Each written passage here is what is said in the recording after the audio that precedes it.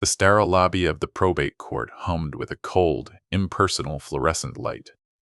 My son, Steve, stood with his lawyer, looking triumphant. "So it's settled," the lawyer said, his voice loud enough for me to hear. "The court's conservatorship will manage his entire pension, all $9,000 a month." The number hung in the air, a price tag on my life. Steve turned to me, a cruel, pitying smirk on his face.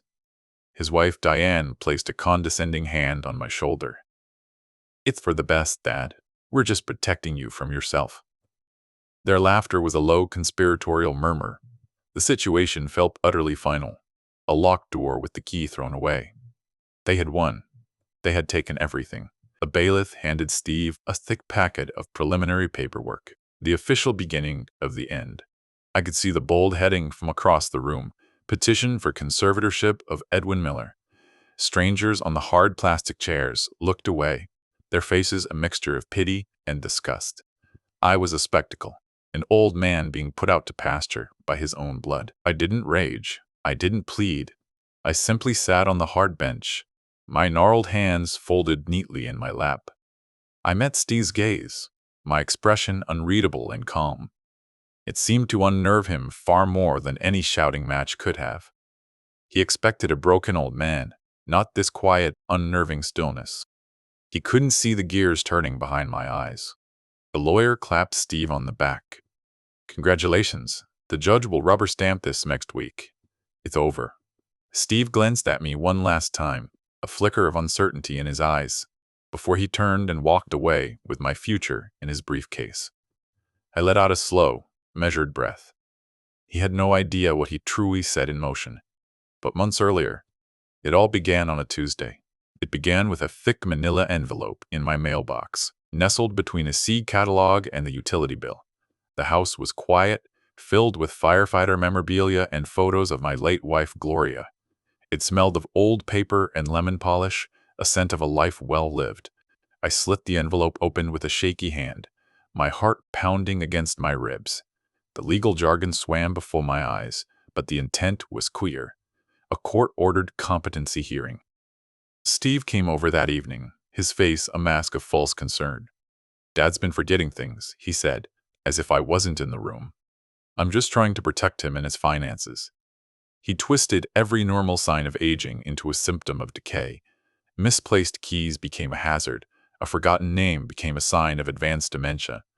He spoke slowly, loudly, as if I were already gone. His eyes scanned my living room, dismissing a lifetime of memories as clutter. He gestured to the mantelpiece, where my old captain's helmet sat, its leather worn and its shield tarnished. "You should really get rid of some of this junk, Dad. This old thing is just collecting dust." I said nothing. I just watched him dismiss the most important object in the entire house as worthless. The document in my hand was a summons, not a suggestion. In the matter of the conservatorship of Edwin Miller, a date was set for a preliminary hearing. The court hearing in 2 weeks. A mandatory physician's evaluation was scheduled for the following Tuesday. Suddenly, my life had a deadline. My world had shrunk to the size of this single, terrifying piece of paper. I couldn't help but remember bringing a young Steve to the firehouse for the annual pancake breakfasts. He'd wear a little plastic fire helmet and sit in the captain's seat of the engine, his face alight with pure joy. "I'm gonna be a captain just like you, Dad," he used to shout. The memory was a physical pain, a stark contrast to the man who now saw me as a liability. I called my bank the next morning to transfer some funds. An automated voice was followed by a nervous clerk. "I'm sorry, Mr. Miller, but a temporary hold has been placed on your accounts." She explained that they had received a notice of pending litigation from my son's attorney. It was a precaution. My life savings, my pension, was suddenly no longer mine.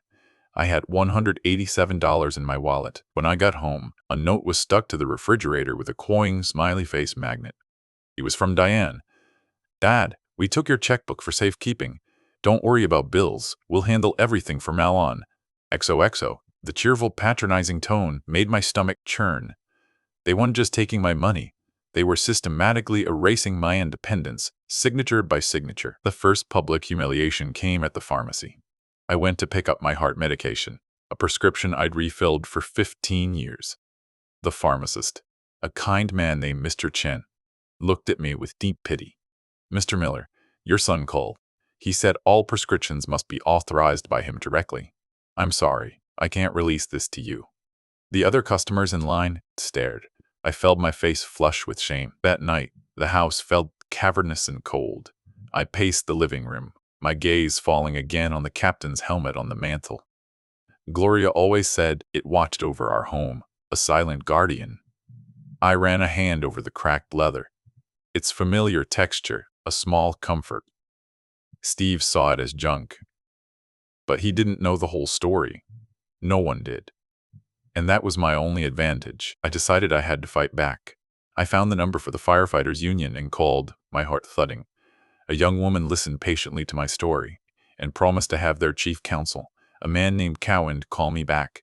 For the first time in days, a small spark of hope ignited in the darkness. I wasn't a firefighter anymore, but I was still a brother. The crushing defeat came less than 24 hours later. A paralegal called, not Cowan. Her voice was flat and clinical.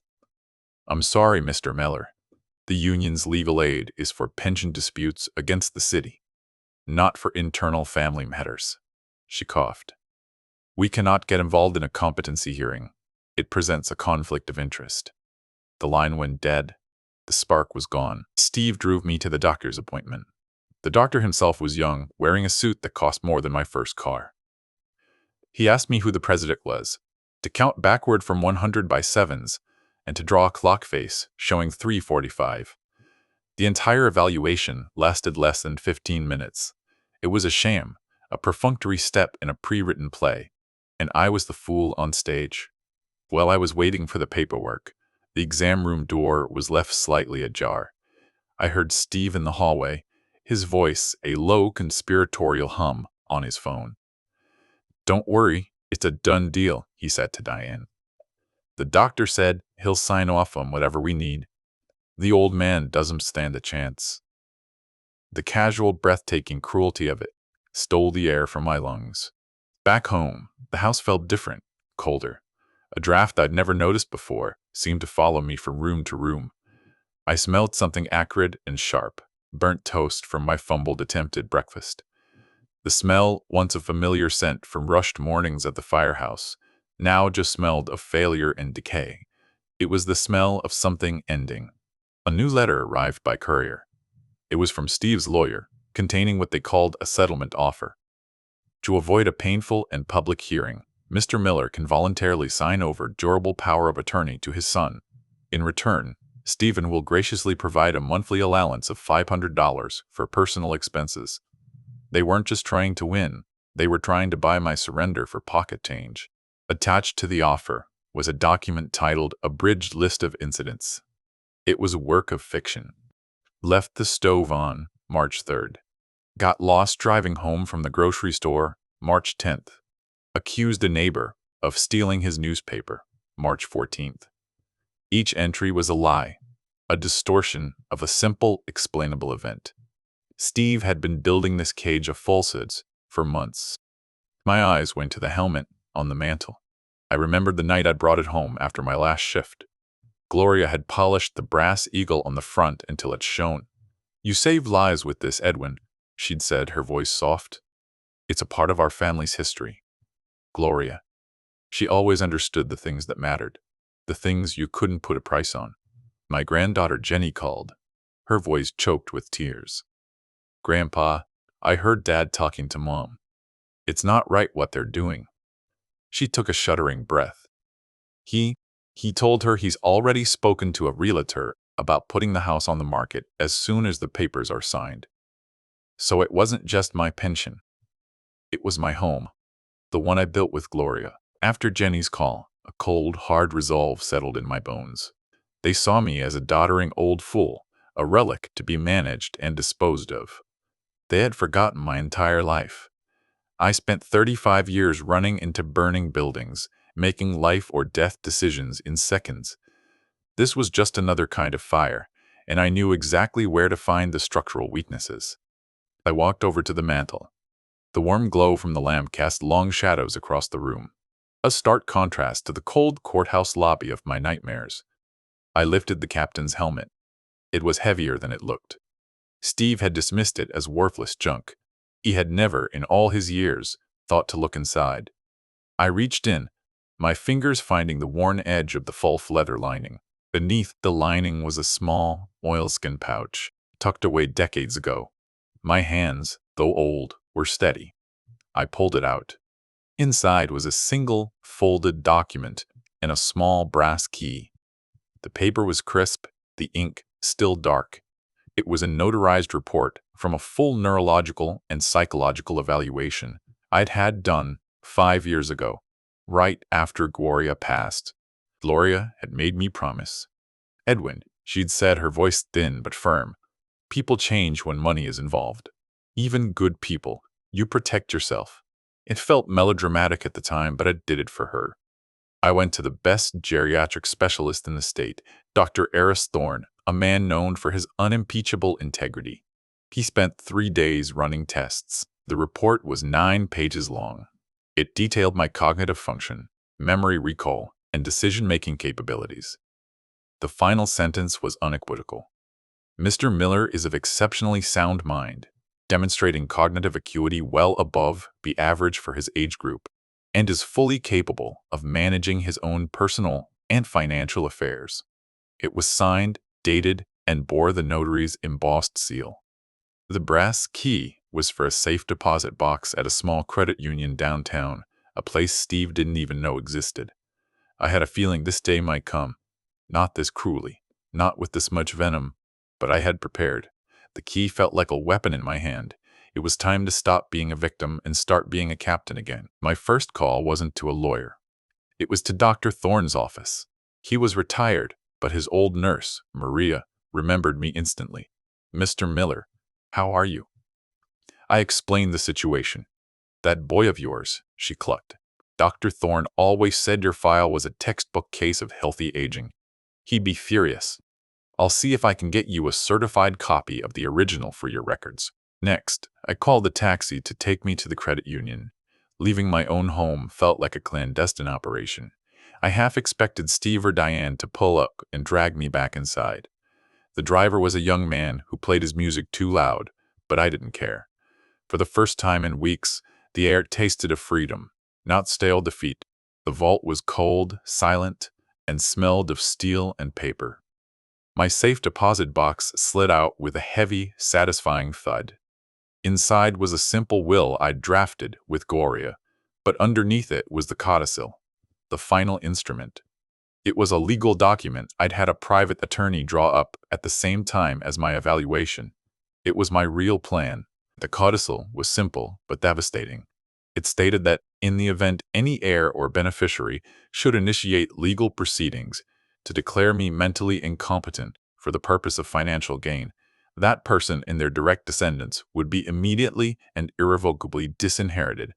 All assets designated for them would be redirected to the Firefighters' Widows and Orphans Fund. Holding the document, I realized Steve's own greed was the tripwire for his downfall.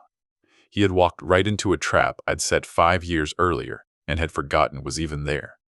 He was so focused on my perceived weakness that he never once considered my strength, my ability to plan and protect myself. The irony was almost poetic. With the document secure in my coat pocket, I made my move. Calling the Firefighters Union lawyer for representation was my next step. This time, I didn't ask for legal aid. I called Cowan directly, as a paying client. "Mr. Cowan," I said, my voice clear and steady. "My name is Edwin Miller, retired captain, Engine 12. I have an open and shut case of financial elder abuse, and I have all the proof I need." There was a pause on the other end of the line. "Captain Miller," Cowan said, his tone shifting from professional to respectful. "I remember you. You pulled my uncle out of the Elm Street warehouse fire back in '98. Let's meet. First thing tomorrow morning, my office. No charge for the initial consultation." The Brotherhood was still alive. Cowan was a bulldog in a pinstripe suit. He read Dr. Thorne's report, his eyes widening slightly. Then he read the codicil, and a slow, predatory grin spread across his face. "Captain, This is beautiful. This isn't just a shield, it's a sword. Your son's petition to the court is now an act of self-disinheritance, documented by his own filings. He laid out the plan. We would not contest the competency hearing. We would let it proceed.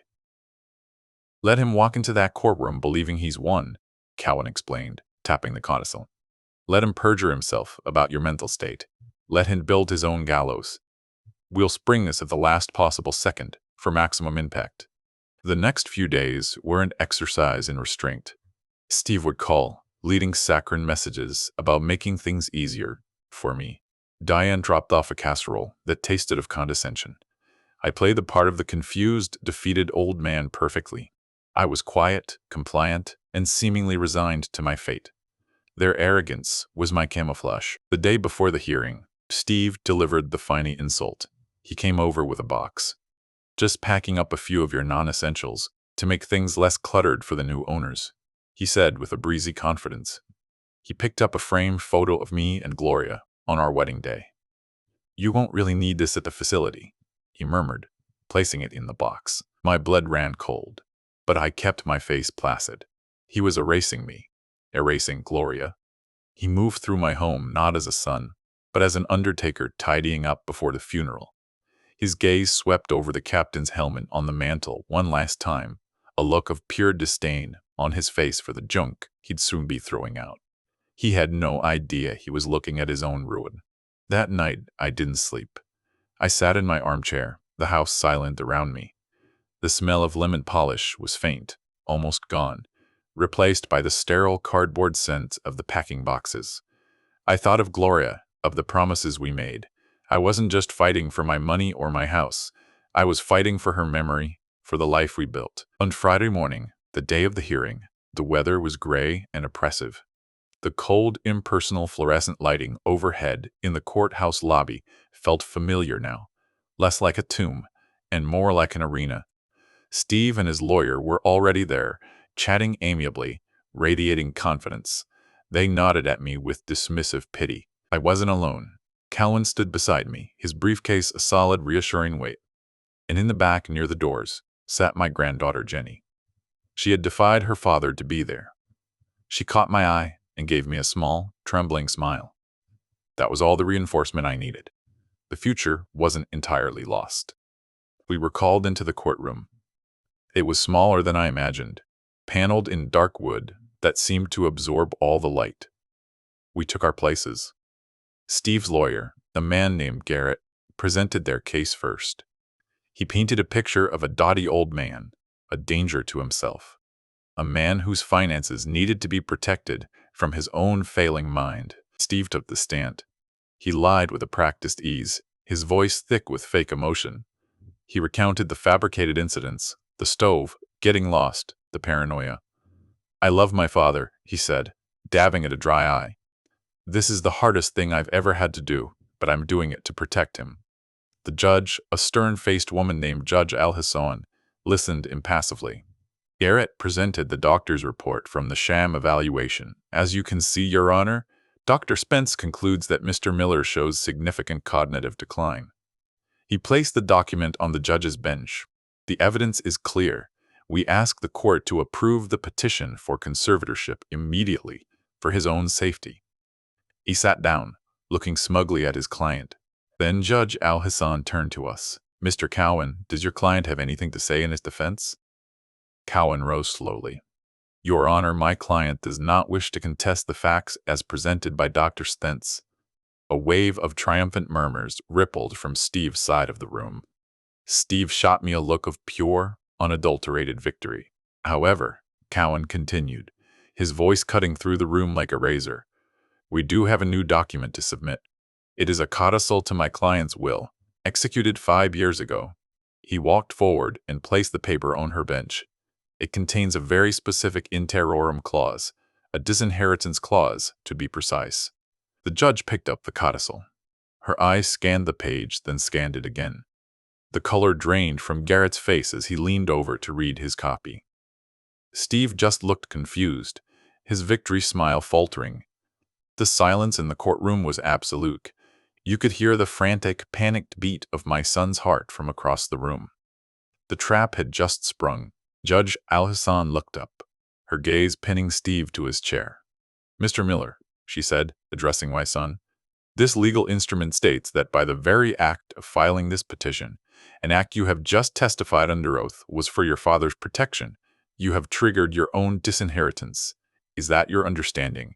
Steve's mouth opened and closed like a fish. "Furthermore," Cowan added, his voice booming in the quiet room, "we have a comprehensive neurological evaluation from Dr. Eris Thorne conducted 5 years ago, certifying Captain Miller's exceptional mental fitness. We submit this not to argue competency, but to demonstrate premeditation. This wasn't about protection.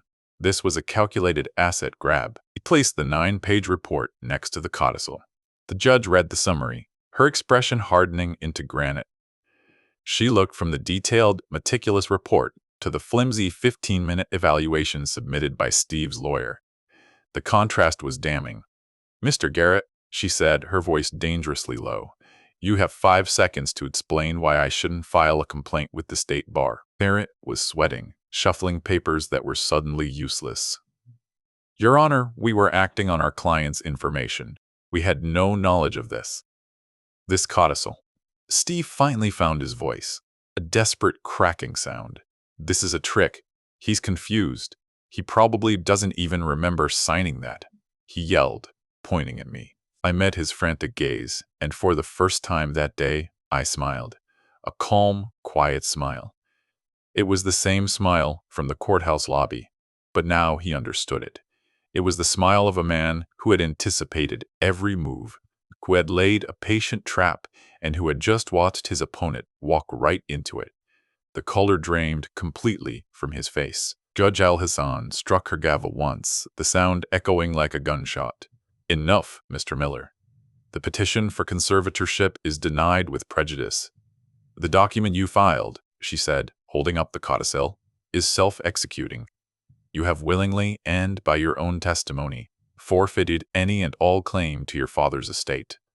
She wasn't finished. "Furthermore, I am opening an investigation into this matter for potential elder abuse and perjury." She stared directly at Steve. "You have attempted to use this court to perpetrate a fraud against the decorated public servant. It is an offense this court takes very seriously." The room was frozen. Steve looked like he'd been turned to stone. Cowan packed his briefcase with slow, deliberate movements. "I believe we are done here," he said quietly. He placed a hand on my shoulder.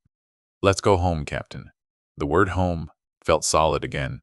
A place of safety, not a property to be liquidated. I looked at Jenny, who was crying silently, tears of relief streaming down her face. As we walked out, Steve scrambled after us. "Dad, wait, please." His voice was a pathetic whine. "I didn't mean it. We can fix this. It was a mistake. I didn't stop. I didn't turn around. I just kept walking toward the exit," leaving his panicked pleading to fade into the hollow acoustics of the courthouse hall. The air outside, though still gray, felt clean and fresh. The weight that had been pressing on my chest for weeks was gone. I had faced the fire and walked through it, just like I was trained to do. But this fire had been started by my own son, and the smoke still stung my eyes. Back at my house, the packing boxes looked like ugly intruders. Jenny was there, having taken a taxi to meet me. Together we started unpacking. She carefully unwrapped the photo of me and Gloria and placed it back on the mantel. "Grandma would be so proud of you," she whispered, hugging me tightly. Her hug was worth more than the entire pension. The first thing I did was place the captain's helmet back in its rightful spot on the mantel. It wasn't just a dusty old relic anymore. It was a vault, a silent witness, a guardian, just as Gloria had said. It had held the key to my freedom, hidden in plain sight, protected by my son's own dismissive arrogance. The next day, I had the locks changed. Then I called my bank. The hold on my accounts was lifted immediately upon receiving the court order from Cowan. I transferred a significant sum into a new trust, with Jenny named as the sole beneficiary. The cycle of greed would end with Steve. Cowan called later that week. "The DA's office is pressing charges," he said, a note of satisfaction in his voice. "Perjury and attempted fraud. They found evidence he'd taken out a bridge loan against your house's value. He was in deeper financial trouble than we knew. It wasn't just greed, it was desperation. I remembered bringing Steve to the firehouse for those pancake breakfasts, the innocent joy on his face. Somewhere along the line, that boy had gotten lost. He'd traded his father's love for the cold calculus of an inheritance. It was a loss more profound than any amount of money, a wound that would never truly heal.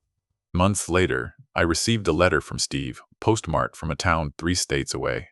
It was full of self-pity and blame. He'd lost his job, his reputation. Diane had left him. It was all my fault, he wrote, for being so stubborn, for hiding things. There was no apology, no remorse, just the bitter rant of a man who couldn't face his own reflection. I folded the letter and tossed it into the fireplace. As I watched the paper blacken and curl into ash, the acrid smell of smoke filled the room. It was the same smell of Bart failure from weeks before, but this time it was his, not mine. It was the smell of a bridge burned, of a connection turned to dust.